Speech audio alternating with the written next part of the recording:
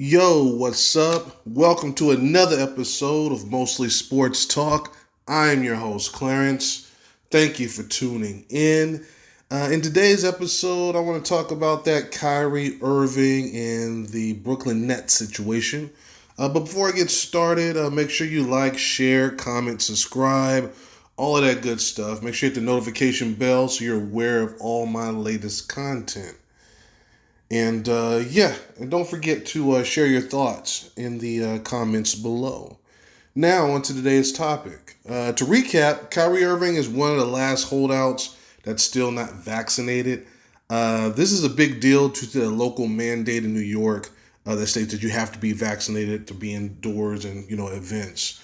And not being vaccinated means he can only play in the away games. So no home games. That's 41 games. Half the season he would forfeit and would miss. But the Nets, they kind of let this play out for a while. They didn't do anything. He was going with the team out of town. He was practicing with them in other locations. And then it was determined that because the facility was a private property, that he could practice there. And for a while, I thought, hey, maybe they're just going to go through with this and let it play out how it's going to play out. But that changed today, and the Brooklyn Nets GM Sean Marks recently announced Kyrie's decision not to comply with the mandate has left him no choice but to basically send him away until he can fully participate with the team. They made it clear, hey, it's his decision. He can do what he wants. No one's forcing him, but they got to proceed and do what's best for the team. And having a part-time player is not conducive to building team chemistry.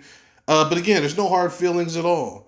Not on the Nets part anyway. They say, they'll welcome him back with open arms once he's able to fully participate with the team, which at this point means he needs to get vaccinated.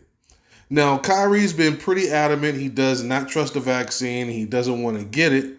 And what's his current stance? Well, he still has no plans on getting vaccinated, but it's not because he is anti-vaccine or anti-medicine or anything like that. He said he's not happy with people losing their jobs and livelihoods because basically, in his view, they're being forced to do something that they shouldn't be forced to do. So he said this is a big picture thing for him. So he's taking a stance, making a stand for the voiceless in this situation. Now, I have kind of two takes on this situation for me. As a man, I admire him standing on his principles. I'm not one of those dudes that's going to shame the unvaccinated and, whatever. It's your choice. Do what you want to do. But there are consequences. And, that is what it is. So at the same time, I got no issues with the Nets either. They 100% handled this the correct way.